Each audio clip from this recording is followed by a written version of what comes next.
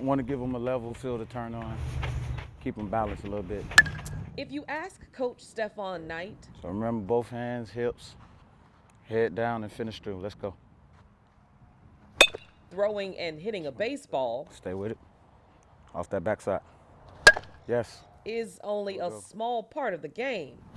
You have to be mentally tough in order to play this game here. It's a lesson he's constantly driving home with his sons, Michael and Stephon Jr., and the team he coaches, which is majority black youth from the inner city. We've been to many tournaments to where we get the looks. We told we just fast. We told we just athletes. Coach Knight says he wants his players to be called baseball players, but sometimes they're called something else altogether. It happens a lot, actually. And it'll happen more than most would like to acknowledge.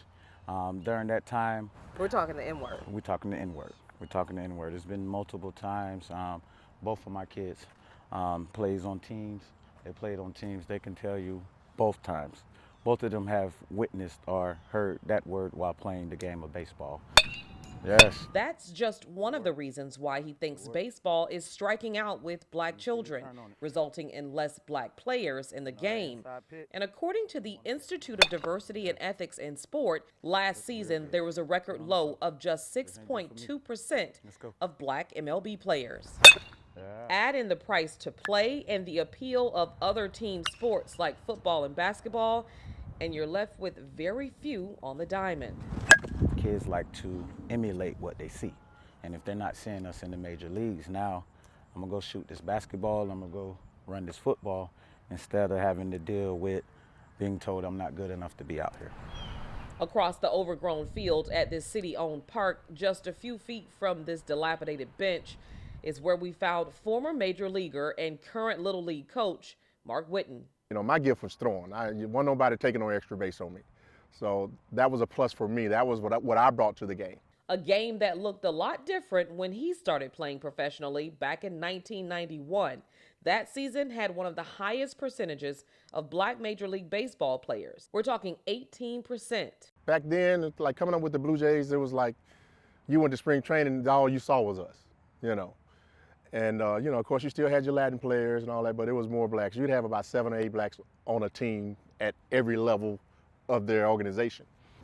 Whitten says he can't help but notice the differences from when he played and how a lot of black players in the game now are from Latin American countries like the Dominican Republic, Cuba, and Venezuela.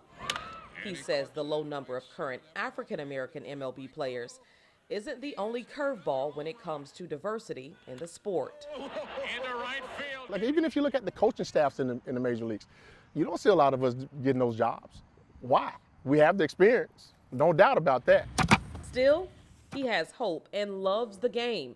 It's why he's constantly scouting young black players. 7 of them, I can get some other ones from outside. All right, let's go, Mike. Coaching on fields just like Knight, hopeful to find the next big prospect. And seeing them from 3, 4 years old, seeing them years later, hey, what you doing? Oh, coach, I just hit a home run last weekend. Oh, I just made the varsity team. That keeps me optimistic. Optimism, talent, and a conscious effort from Major League Baseball and the baseball community. It could be the triple play that helps increase the number of black players. For Knight, it would be the equivalent of scoring the game-winning run. Drive it, okay? In Tampa, Sandra Weathers, Spectrum Sports 360.